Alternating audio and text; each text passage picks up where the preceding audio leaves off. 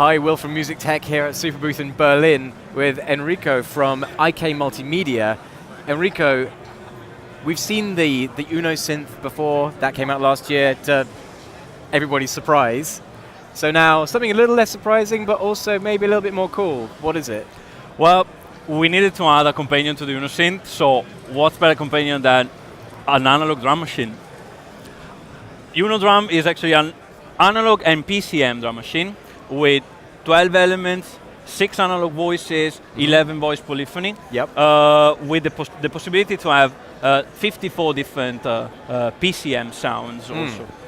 Oh, the analog voices are the 2 kicks. So we have the kick 1, which is kind of the most complex analog voice inside the inside the machine. The second kick, which is little bit more 808-ish kind of vibe kick.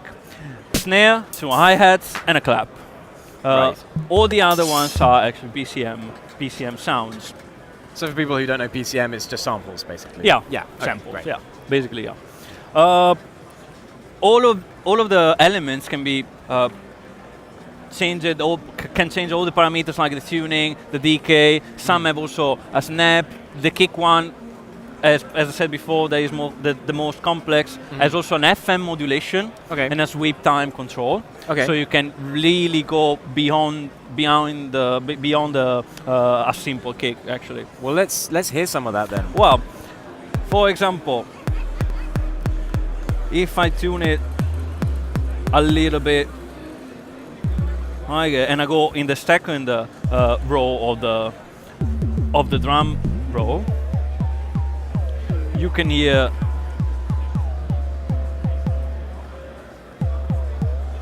the tuning of the FM and the sweep time.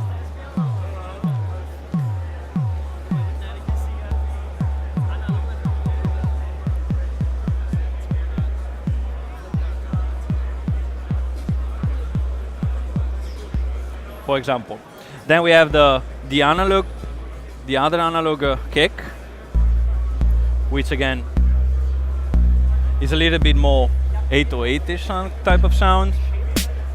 The analog snare, again with decay, snap control, what does the snap control do?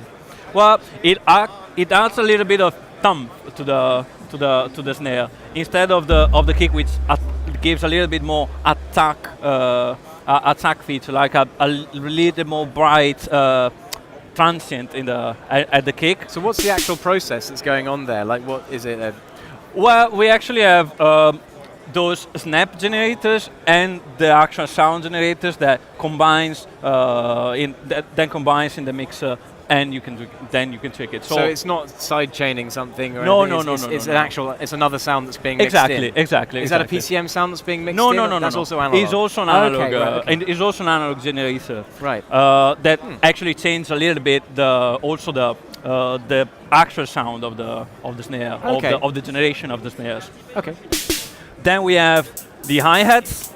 Which have different kind of noise.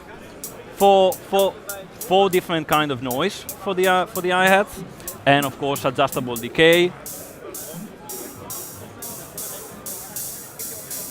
And I said 11 voice polyphony because, of course, open and closing hi-hat cannot work together because of hi-hats. Right. Okay. So realism on a drum machine, on a drum machine.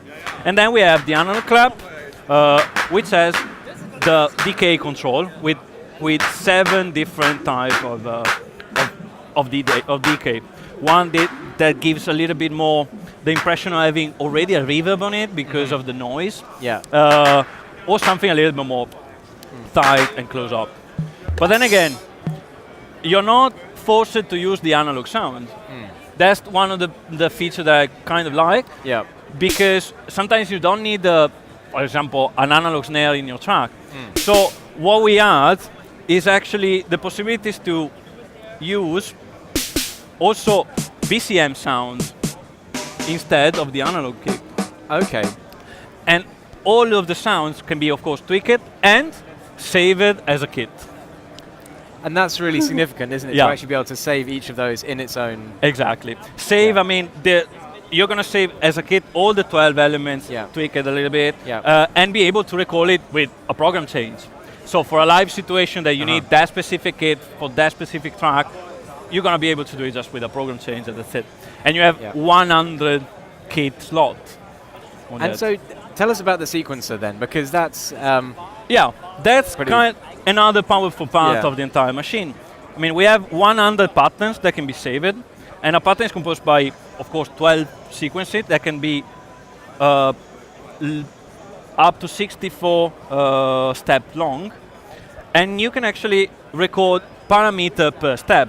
So when you press, when the recording is active and you press the step, you can change all the parameters that are on that element. So for example, it's up to 8 parameters. Okay.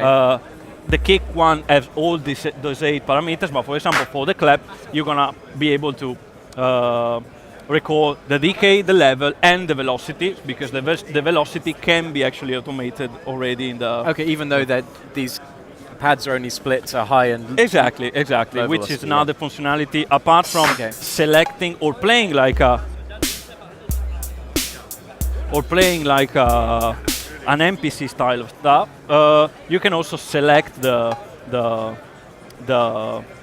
element and tweak it in real time. Okay. So if the sequence is playing, you can actually do both.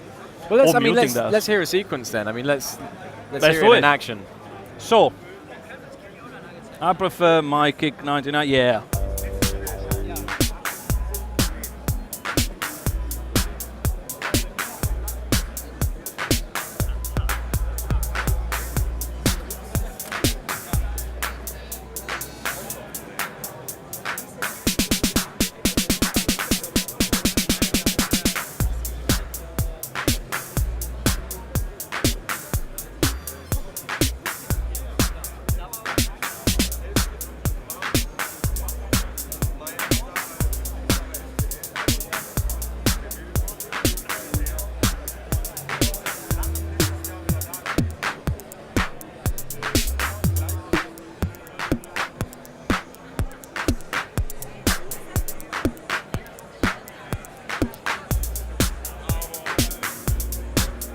Then, of course, apart from all those flexibility, we added, of course, performance effects and audio effects.